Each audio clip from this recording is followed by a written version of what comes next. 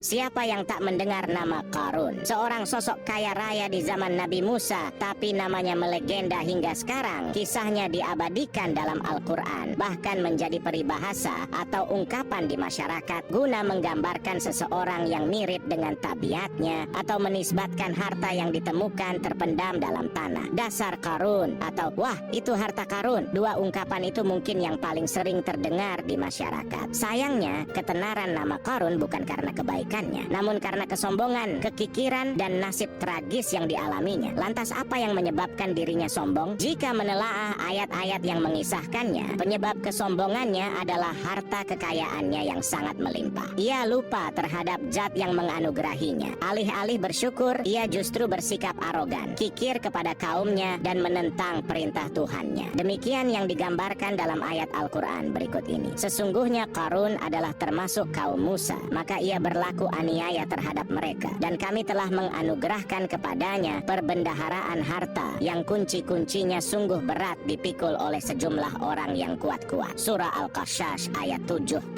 Disebutkan oleh Ibnu Juraij, nama lengkap sosok kaya raya itu Qarun ibnu Yashhar, ibnu Qahits, ibnu Lawi, ibnu Yaqub. Ia merupakan putra paman atau sepupu Nabi Musa alaihi salam. Pasalnya, Nabi Musa alaihi salam sendiri adalah putra Imran, sedangkan Imran adalah putra Qahits. Dengan kata lain, Qarun masih satu kakek dengan Nabi Musa alaihi salam, yakni kakek Qahits. Sementara jumlah kekayaannya sangatlah melimpah. Saking melimpahnya, sekelompok orang yang kuat keberatan membawa kunci-kunci gudangnya. Dalam riwayat Khaitsamah disebutkan, untuk mengangkut kunci gudang kekayaan Qarun dibutuhkan 60 bighal, sejenis kuda kecil. Ukuran kuncinya sebesar jari. Bahannya terbuat dari kulit, dan setiap kunci digunakan untuk satu gudang. Walhasil, betapa melimpahnya kekayaan yang dimiliki Qarun. Namun di balik kekayaannya, Qarun seorang sosok sombong dan gemar pamer kemegahan. Itu pula yang dikisahkan dalam ayat berikutnya. Maka keluarlah Qarun kepada kaumnya dalam kemegahannya. Para ulama tafsir menjelaskan, Qarun keluar dengan baju mewah diiring dengan 300 gadis berbaju merah dan 4.000 kendaraan kuda. Tak heran iring-iringan Qarun itu mengundang decak kagum mereka yang gandrung terhadap harta kekayaan, sebagaimana yang terekam ayat Al-Quran. Moga-moga kiranya kita mempunyai seperti apa yang telah diberikan kepada Qarun. Sesungguhnya ia benar-benar mempunyai keberuntungan yang besar. Surah Al-Qasas ayat 79.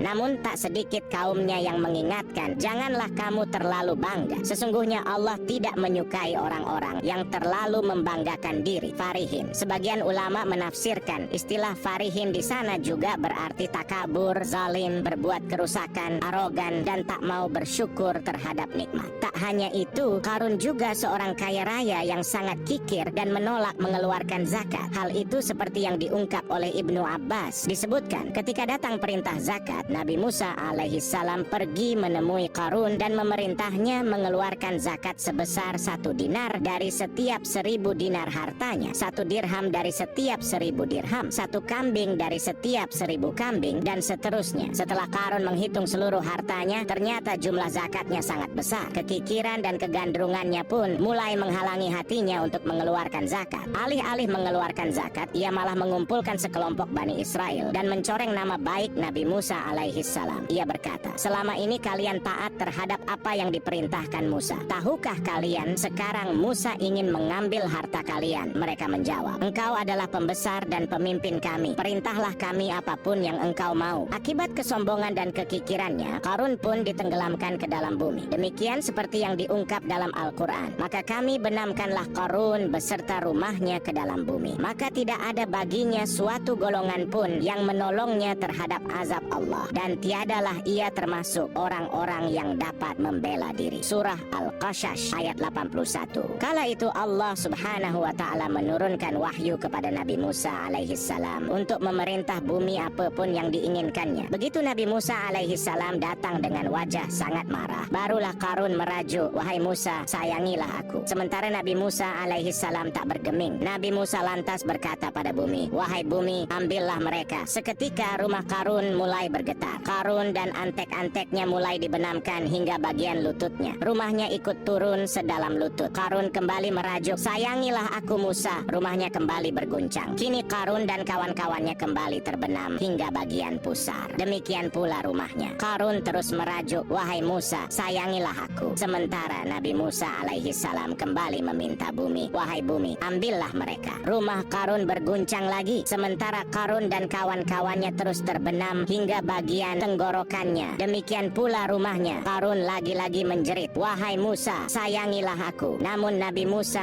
alaihi salam tak bergeming. Beliau terus meminta bumi menelannya, hingga akhirnya Qarun dan kawan-kawannya hilang seluruhnya ditelan bumi. Tak lama terdengar suara, wahai Musa, apa yang membuatmu bersikap demikian? Padahal demi kemuliaanku, andai dia, Qarun, berdoa kepadaku, niscaya akan aku rahmati. Ibnu Abbas meriwayatkan, sampai hari kiamat Qarun akan ditenggelamkan bumi hingga lapisan ketujuh. Sementara Ibnu Juraij menyebutkan setiap hari ia ditenggelamkan setinggi tubuhnya. Namun walau sampai hari kiamat, ia tidak akan sampai ke lapisan bumi paling bawah.